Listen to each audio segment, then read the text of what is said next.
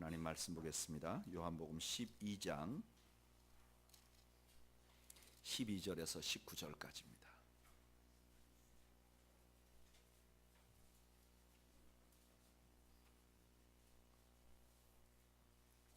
요한복음 12장 12절에서 19절까지.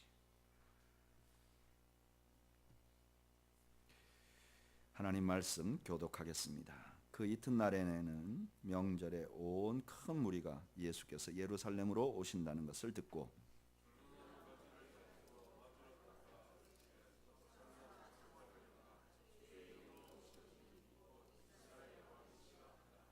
예수는 한 어린 나귀를 탁 보고 타시니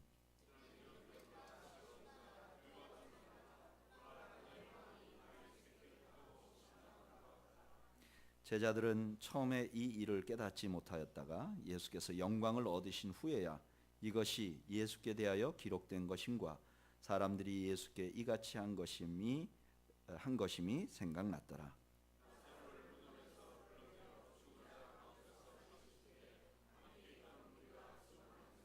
이에 무리가 예수를 맞으면 이 표적을 행하심을 들었음이로라.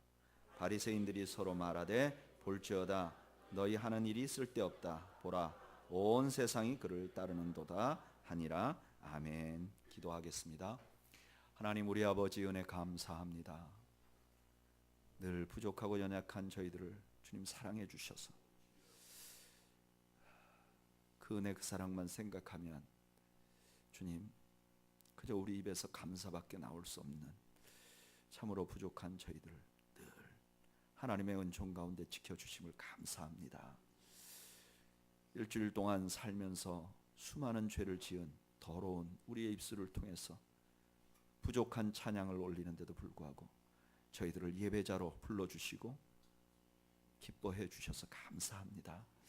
하나님 이 자리에 좌정하셔서 우리의 찬양과 우리의 기도와 우리 예배를 받아 주시옵소서. 특별히 하나님 자신들의 소중한 물질을 드린 손길들을 기억하시고 저들이 드린 헌금을 통해서 저들이 정말 그 쓰일 때마다 하나님께서만 영광을 받으시고 헌금을 드린 손길들을 하나님 기억하시고 하늘의 신령한 복으로 땅의 풍요로운 복으로 갚아 주시옵소서. 이제 저희가 주의 말씀을 듣고자 합니다. 친히 말씀으로 찾아오신 주님 저희들에게 말씀하시고 저희 모두가 주님의 말씀에 귀를 기울이는 복된 시간 되게 하여 주시옵소서. 예수님의 이름으로 기도하옵나이다. 아멘.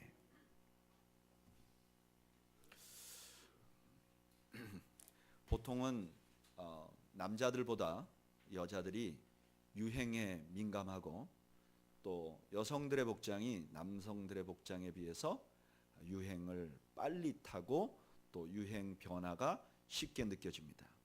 그런데 그렇다고 해서 남성들의 옷이 전혀 변화가 없거나 유행을 안 타는 것은 아닙니다.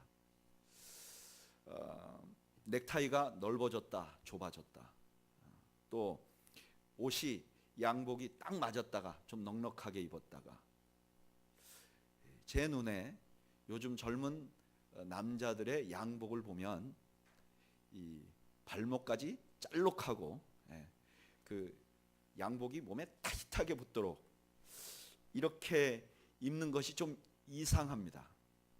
그리고 저에게는 그렇게 입는 것이 좀 약간 초라해 보이는 느낌을 갖습니다.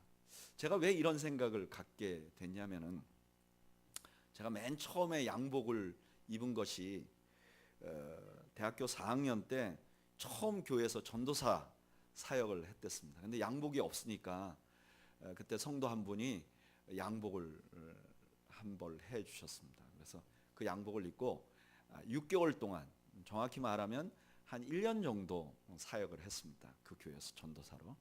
그리고 그 다음 해에 제가 군대를 입대하게 됐습니다.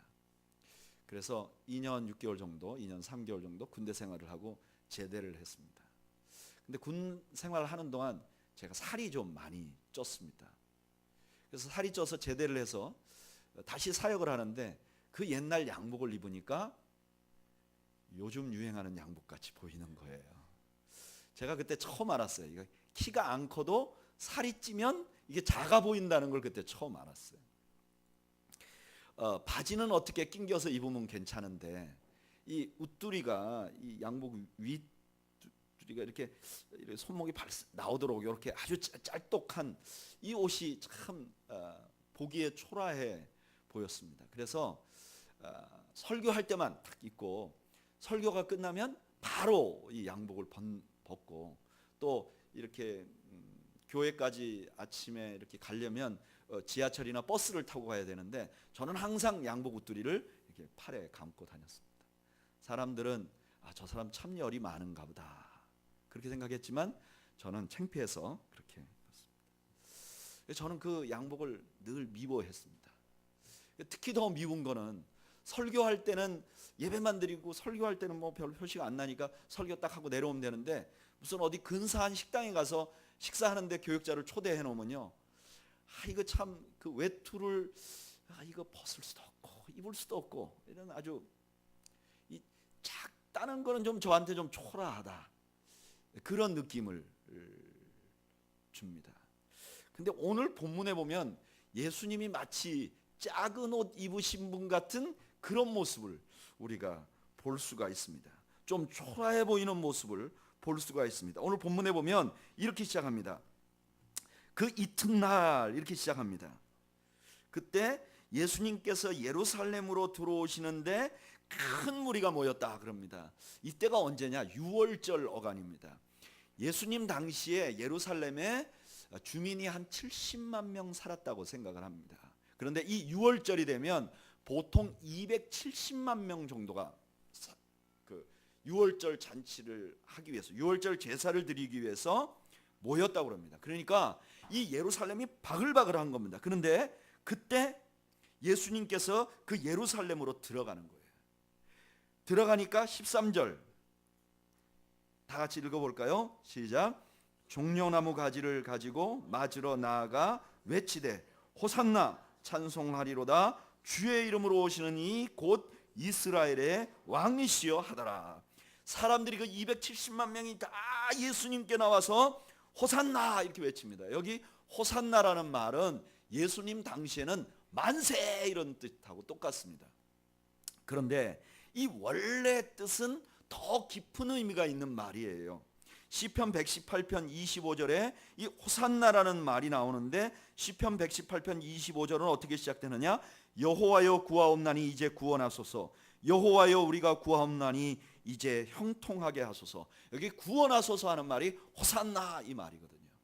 그런데 이 시편 118편은 메시아를 대망하는 말씀이에요.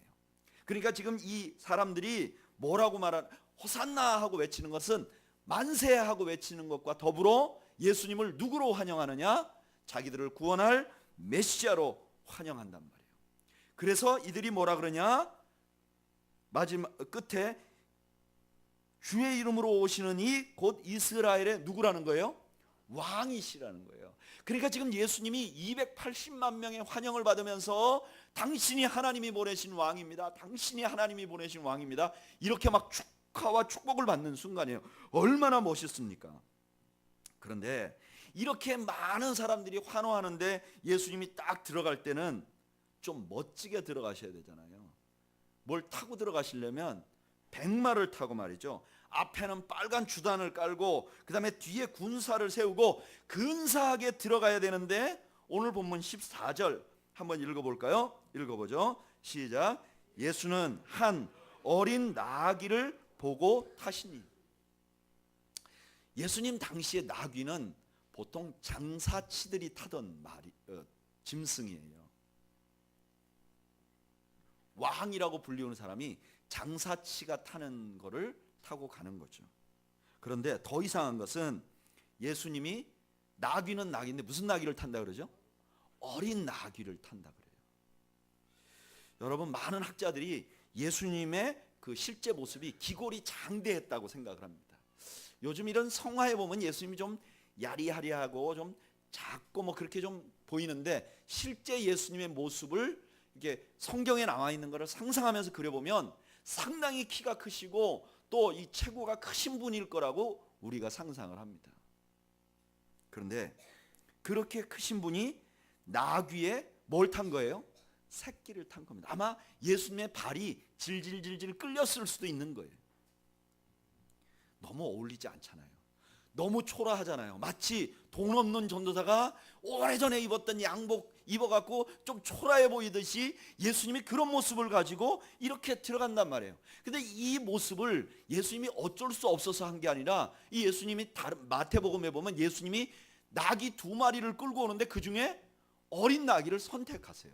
그러니까 예수님이 이거 굉장히 의도적으로 하신 일이라는 거예요. 그럼 왜 예수님께서 이런 어린 나귀를 타셨는가? 오늘은 그 이유를 함께 살펴보며 은혜를 나누려고 합니다. 저를 따라 하시죠. 첫째, 예수님이 왕이심을 나타내기 위해서다. 왜 예수님이 나귀를 타고 들어가셨는가? 아이러니하게도 이건 예수님이 왕이라는 걸 드러내기 위해서라는 거예요. 보통 그 근동 아시아의 그 풍습 중에 왕이 어떤 성을 들어갈 때 그 성을 정복한 사람으로 들어갈 때는 백마를 타고 들어간다고 해요. 그런데 내가 원래 거기 왕이었고 들어가면서 평화를 선포하려고 하면 나귀를 타고 들어갔다고 해요. 그러니까 그 고대 근동 아시아의 풍습에도 나귀는 초라한 그 장사치들이 타는 것이기도 하지만 왕권과도 연관이 전혀 없는 건 아니었어요.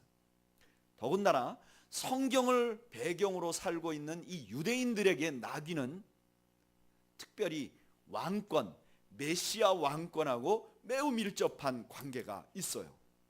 왜 그런가? 스가랴서 한번 찾아볼까요? 구약 스가랴서 9장 9절.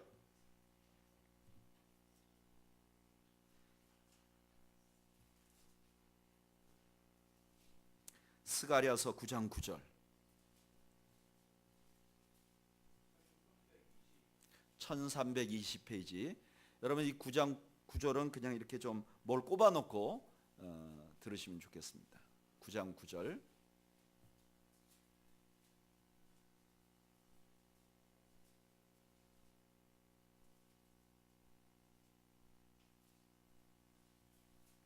다 같이 보겠습니다. 시작.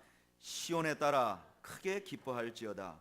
예루살렘에 따라 즐거이 부를지어다. 보라, 내 왕이 내게 임하시나니 그는 공의로우시며 구원을 베푸시며 겸손하여서 나귀를 타시나니 나귀의 작은 것 곧 나귀 새끼니라. 아멘. 구약의 스가랴 선지자가 이제 메시아가 올 건데 그 메시아는 나귀, 특히 나귀 새끼를 탈 거라고 예언하신 거예요. 그러니까 유대인들은 이걸 다 알고 있었단 말이에요. 그래서 이 유대인들이 예수님이 나귀를 타고 감에도 불구하고 분명히 초라한 모습에도 불구하고 이들의 호산나 호산나 하는 그런 외침을 그치지 않았다는 거예요. 여러분, 예수님은 지금 나귀를 타고 겉보기에는 초라하지만 그는 초라한 분이 아니라 참 왕이시라는 거예요. 우리 주님이 바로 그런 분이세요. 요즘에는요, 우리 예수님을 너무나 나약한 분으로만 보는 경향이 있어요. 예수님 생각하면 그저 하얀 옷 입고 야리야리해서 염소나 하나, 양이나 한 마리 끌고 다니는 그냥 시골 촌부로 생각하는 분들이 너무너무 많아요. 여러분, 예수님은요 그런 분이 아니세요. 특별히 저같이 십자가 설교를 하는 목사 또는 십자가 설교를 듣는 성도들은 예수님을 늘 십자가에 달리신 분으로만 생각하기 때문에 예수님 생각하면 무능력하고 힘이 없고 그냥 아무것도 없는 분으로 생각하기가 너무너무 쉬워요. 그런데 여러분, 예수님의 본질은 온 세상의 통치자라는 사실을 여러분 믿으시기를 바랍니다. 잊지 마시기를 바랍니다. 바울은 이것을 성도들이 꼭 기억해야 될 아주 중요한 요소라는 사실을 알려주셨어요. 우리 에베소서 1장 21절 찾아보죠. 에베소서 1장 21절.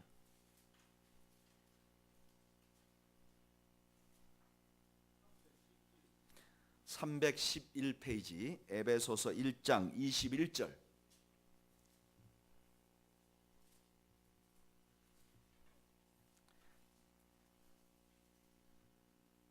(21절) (22절) 읽어보겠습니다. 시작.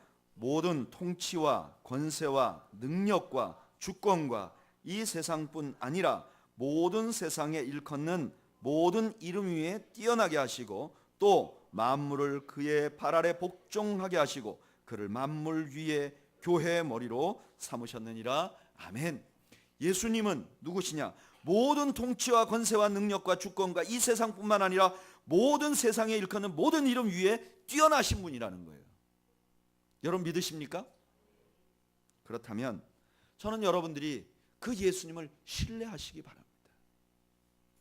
여러분 예수님을 신뢰하십니까? 정말 그러세요? 제가 보면 우리 그리스도인들이 예수님 너무 신뢰 안 하는 것 같아요. 예수님한테 뭐 맡겨놓으면 좀 불안하죠. 주님 뜻대로 하십시오. 진짜 주님 뜻대로 하면 어떻게 되지? 불안하시죠? 여러분 주님은요 우리보다 뛰어나신 분이세요. 저는 여러분들이 주님을 신뢰하는 여러분들이 되시기를 주님의 이름으로 축복합니다. 제가 목회를 하면서 또 이렇게 사역을 하면 할수록 신앙생활에서 제가 늘어가는 것이 뭐 하나 있는가 생각해 보면 그게 주님을 신뢰하는 거더라고요. 믿음이 있는 사람은 어떤 사람이냐? 주님을 신뢰하는 사람이에요. 믿음은 뭐냐? 주님을 신뢰하는 거예요. 내 눈에 보이는 걸 신뢰하는 게 아니라 주님을 신뢰하는 거예요. 뿐만 아니라 우리 주님이 그 왕이시기 때문에 우리는 주님께 절대 복종해야 합니다. 주님의 뜻이면 순종하는 여러분들이 되시기를 축복합니다. 아이 목사님 제가 생겨먹은 게 그렇잖아요. 아니요. 그냥 순종해야 돼요. 아이 목사님 지금 형편이 아니요. 그냥 순종해야 되는 거예요. 주님께는 절대 순종. 여러분 주님이 부르시면 주님이 말씀하시면 핑계대지 않는 여러분들이 되시기를 축복합니다. 주님은 왕이세요. 주님은 십자가에 달리셨다 그래서 그분이 아무 능력이 없는 게 아니라 주님은 십자가에 달리셔도 그분은 왕이세요. 우리가 예배하는 주님은 왕이세요. 두 번째로 예수님께서 나귀를 타신 것은 예수님이 왕이신 것을 나타낸과 동시에 저를 따라 하시죠. 겸손의 왕이심을 나타내는 것이다. 오늘 본문에 보면 예수님이 나귀를 타신 것은 그냥 메시아임을 나타내는데 특별히 어린 나귀를 타는 것은 어떤 메시아인가를 나타내요. 우리 다시 스가랴서로 돌아가서 스가랴서 9장 9절 한번 읽어볼까요?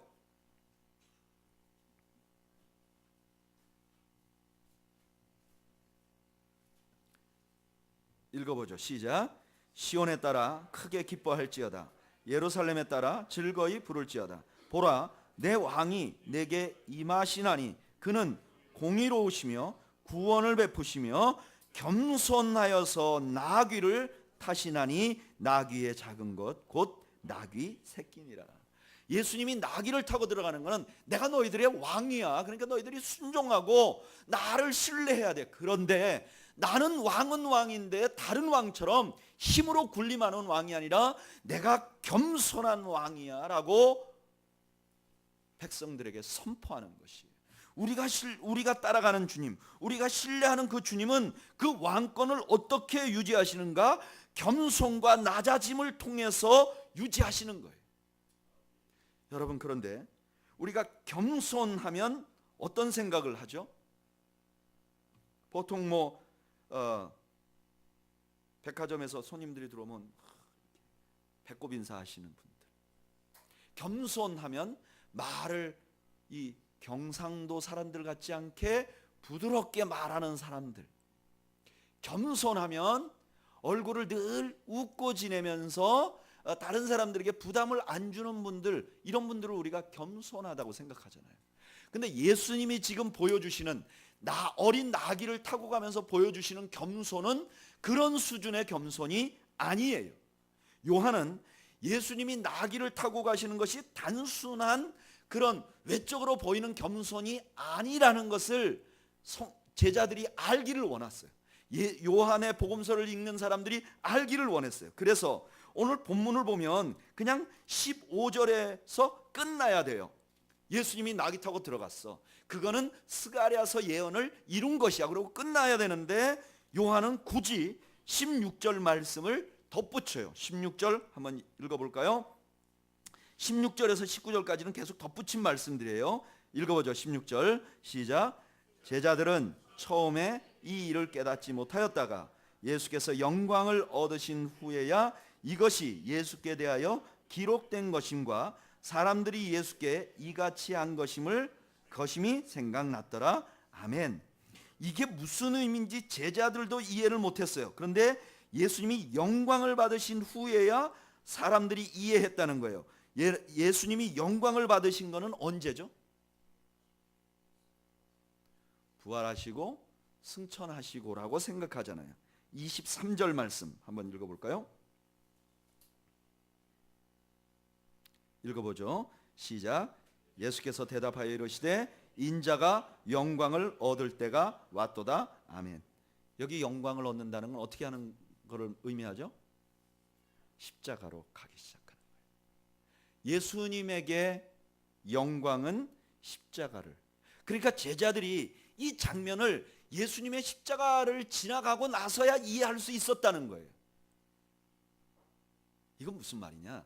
예수님이 지금 겸손한다는 게 그냥 단순히 이렇게 겸손하게 말하거나 부드럽게 말하거나 그런 차원이 아니라는 거예요.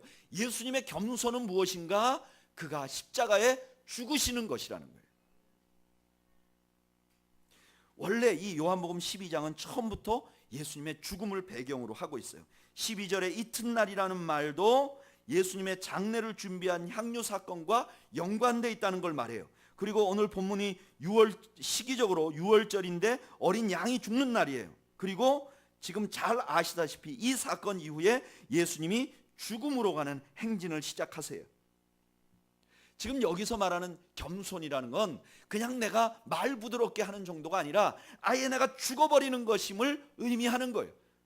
내 자신을 완전히 부인해버리는 것을 의미하는 것이에요. 사도 바울은 이것을 어떻게 표현했는가? 빌립보서 2장 5절에서 8절, 우리가 너무나 자주 읽는 말씀이에요. 한번 읽어볼까요?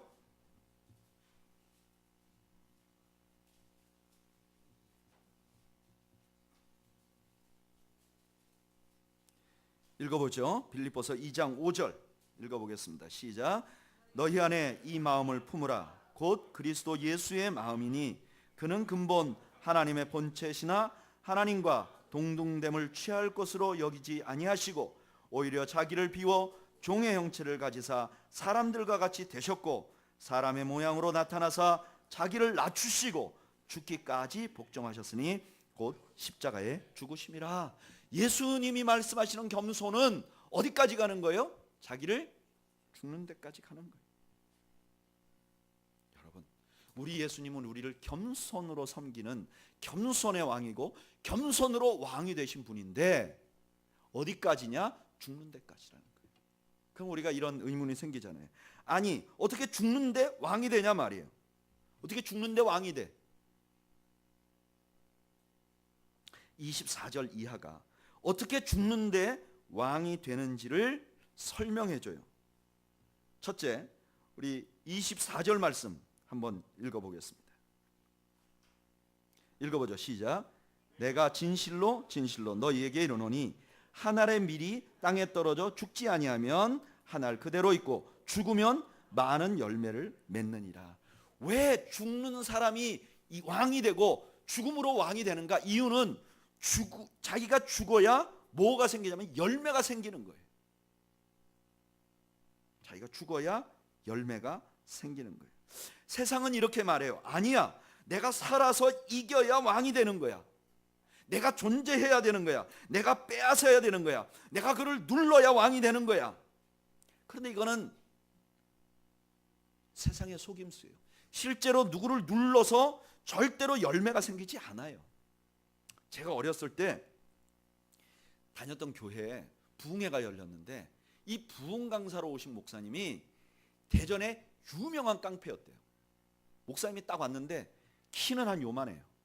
근데 몸이 완전히 딱 사각형 같이 생겼어요. 얼굴도 딱 봐도 조직폭력배 같이 생겼어요. 이분이 고하신데 그 이북으로 파병되는 그런 군인으로 가는 훈련을 받으셨대요. 예전에. 그래가지고 사람을 죽이고 사람을 제압하는 이런 훈련이 돼가지고, 그런데 그게 이제 자기가 파병이 안 되고 자기 이제 제대를 하게 돼서 대전 시내를 장악하고 그 유명한 이정재하고도 한번 싸움을 붙은 적이 있다. 그렇게 얘기하시더라고요. 근데 이분이 원래 그 동네, 완전히 대전 동네 그 깡패인데,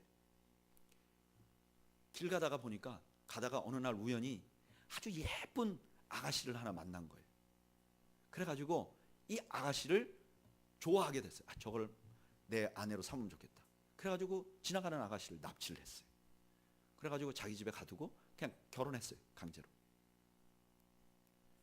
근데 이 부인이, 자기는 맨날 깡패짓 하니까 부인 집에다 가다 놓은 이 부인이 새벽만 되면 나가는 거예요. 나가가지고 한 몇 시간을 있다가 오는 거예요. 이 아내께서 바람이 나셨구나. 그래서 뒤를 가서 봤더니 이분이 교회로 가서 그냥 교회에서 막 울더래요. 그래가지고 목사하고 바람이 났구나. 그래가지고 그 목사님을 그냥 막 두들겨 패고 교회를 완전 난장판을 만들었다는 거예요. 자기가 생각할 때 이 정도 하면 안 갈 줄 알았는데 그 다음날 또 가더라는 거예요.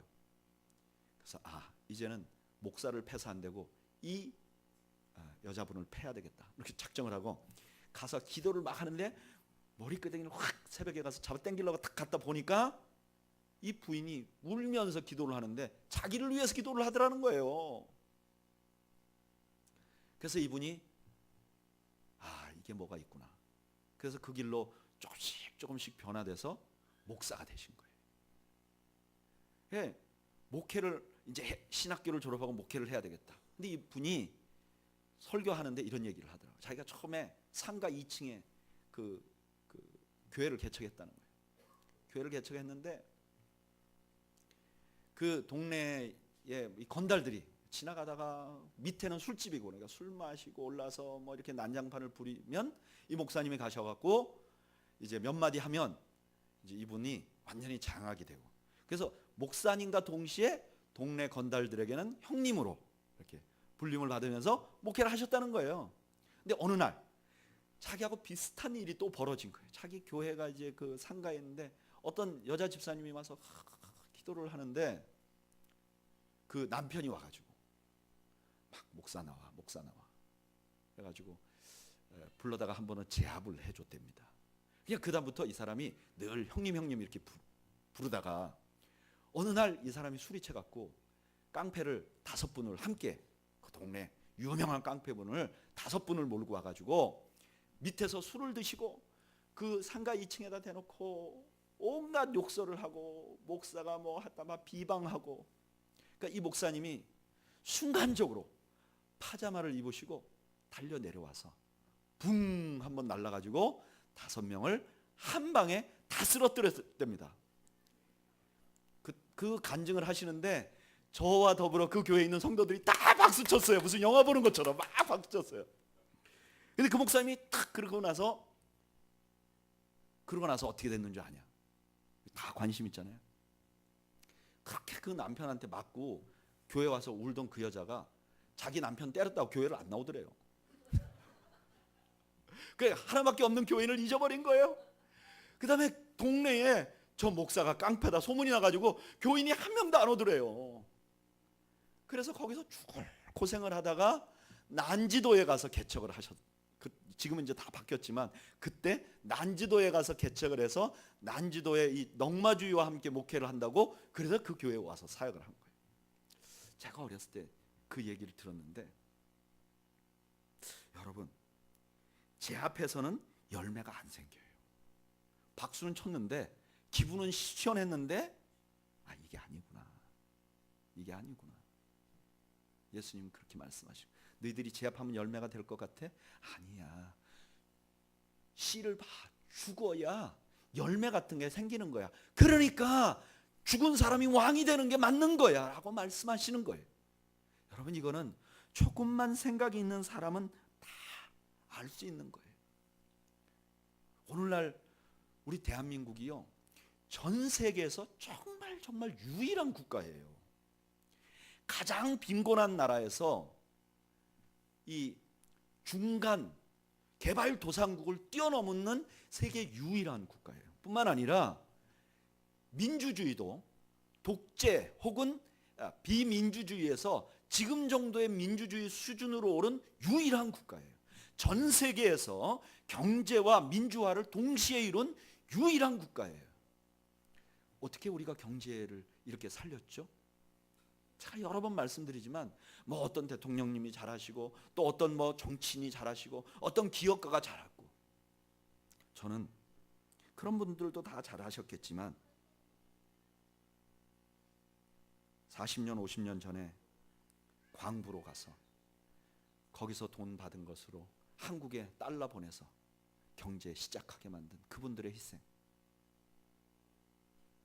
월남전에 가서 전쟁 치르면서 핏값으로 차관했던 그분들의 희생, 10살, 15살, 16살 젊은 여자아이들이 자기 청춘 다 포기하고 공장에 들어가서 어두컴컴한 데서 미싱 밟아서 희생하며 제대로 월급 받지 못하고 희생한 그런 희생이 나라를 세운 거잖아요.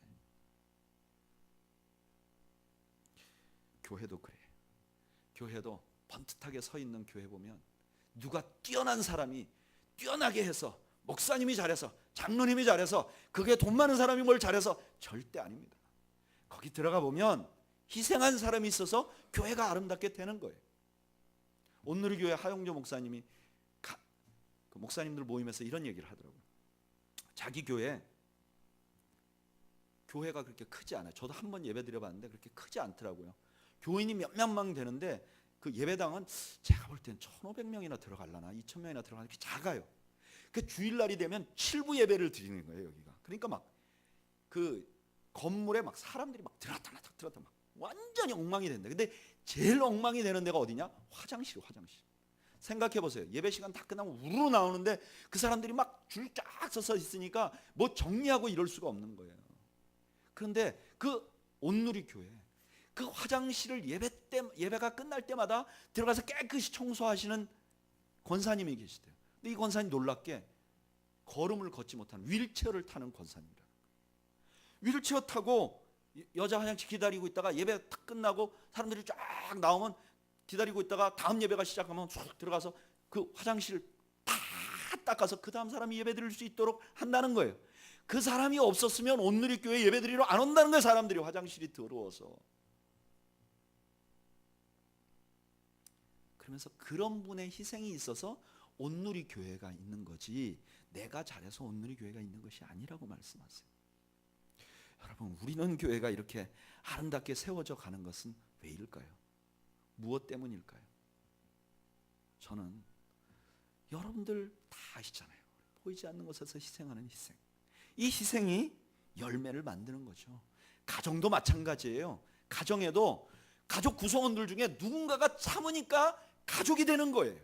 모두가 다 안 참으면 가족이 존재할 수가 없어요. 물론 한 번은 이 사람이 참고 한 번은 이 사람이 참을 수는 있겠지만, 그러나 누가 참고 자기를 죽이고 자기를 희생하는 사람이 있으니까 가정이 존재하는 거예요. 여러분, 이기고 누르고 장악하는 게 왕이 아니에요. 그것은 열매가 없어요. 참 왕은 열매를 만드는 사람이고, 참 열매는 희생과 낮아짐과 자기 죽음, 자기 부인을 통해서 일어나는 것이에요. 뿐만 아니라 죽는 것이 내가 사는 방법이기 때문에 그래요. 25절 말씀 한번 읽어볼까요? 읽어보죠. 시작. 자기의 생명을 사랑하는 자는 잃어버릴 것이요, 이 세상에서 자기의 생명을 미워하는 자는 영생하도록 보존하리라. 자기 잘난 맛에 계속 살면 영생 못 얻는다는 거예요. 자기도 죽어버린다는 거예요. 여러분, 우리가 내가 죽지 않으면 예수님을 진정으로 만날 수 없어요. 내가 겸손하지 않으면 예수님을 만날 수가 없어요. 야고보서 4장 6절에 이렇게 말해요. 그러나 더욱 큰 은혜를 주시나니 그러므로 일렀으되 하나님이 교만한 자를 물리치시고 겸손한 자에게 은혜를 주신다 하였느니라. 교만한 자를 하나님 싫어해요. 근데 어떻게 예수님을 만나겠어요? 예수님께서 마태복음 16장 24절에 이렇게 말씀하시죠. 이에 예수께서 제자들에게 이르시되 누구든지 나를 따라오려거든 자기를 부인하고 자기 십자가를 지고 나를 따를 것이니라. 겸손하게 자기를 죽이지 않는 사람은 예수님의 제자가 될 수가 없어요. 안 되는 거예요. 그래서 예수님을 만난 사람들의 가장 중요한 특징이 뭐냐? 자기 부인, 겸손해지는 거예요. 여러분, 캐톨릭 신자이지만 금세기에서 이 기독교 계통의 신앙인 중에 가장 유명한 사람 한 사람을 꼽으라면 거의 모든 사람들이 테레사 수녀를 꼽아요. 이 사람은 수많은 상을 받았어요. 그리고 이분에 관해서 여러 가지 설이 있어요. 훌륭하다는 설도 있고 또 이분이 그렇게 훌륭하지 않다는 것을 기록해 놓은 책도 있어요. 그러니까 이분에 대한 평가가 여러 가지로 엇갈려요. 근데 중요한 거, 이분이 수많은 곳에서 상을 받을 때마다 이분의 수상 소감은 다 똑같았어요. 뭐라고 말했는가? I am nothing. 나는 아무것도 아닙니다. 평가가 어떻든 이분의 생활 삶 속에서 예수님의 모습이 드러나는 거예요. 여러분, 얼마 전에 한국을 휩쓸었던 최춘선 할아버지, 맨발의 전도자, 맨발의 성자, 그 너무나 많은 사람들이 들었잖아요. 이분이 원래 와세다 대학 일제시대 때 졸업하시고 지금 김포공항 근처가 다 자기 땅이었다잖아요. 5대째 독립유공자고 자기가 그때 당시에 자가용만 그 옛날에 5대가 있었대잖아요. 그런데 예수님 딱 만나고 나니까 다 버렸다는 거예요. 그리고 겸손하게 예수님에 대한 복음을 전하는 거죠. 근데 그분에게 기자가 이렇게 물어봤어요. 할아버지, 사람들이 할아버지 이상하게 보는 거 아세요? 그러니까 이분이 뭐라 그랬느냐? 내가 예수를 만났는데 자기가 살아있는 사람들, 자기가 잘 사는 것을 추구하는 사람들이 오히려 이상한 거다. 예수님 만났다고 하는데 혈기가 그대로 살아있고, 예수님 만났다 그러는데 그냥 오직 자기 풍요만 추구하고, 예수님 만났다 그러는데 다른 사람을 눌러놓지 않으면 잠이 안 오는 거가 이상한 거라는 거예요. 예수님 만나고 맨발 벗고 사는 사람이 이상한 게 아니고, 더 중요한 것은 하나님은 이렇게 겸손한 자를 주목하세요. 26절, 사람이 나를 섬기려면 나를 따르라. 나 있는 곳에 나를 섬기는 자도 거기 있으리니 사람이 나를 섬기면 내 아버지께서 그를 어떻게 생각한다 그러죠? 귀히 여긴다 그래요. 하나님은요, 섬기는 자를 귀히 여겨요. 시편 132편 1절 우리 한번 찾아볼까요?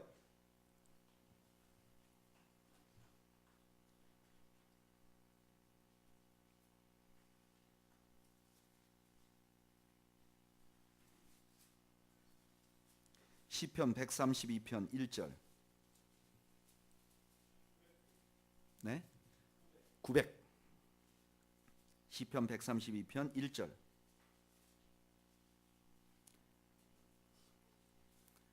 자, 너무나 중요한 말씀이에요. 한번 읽어볼까요?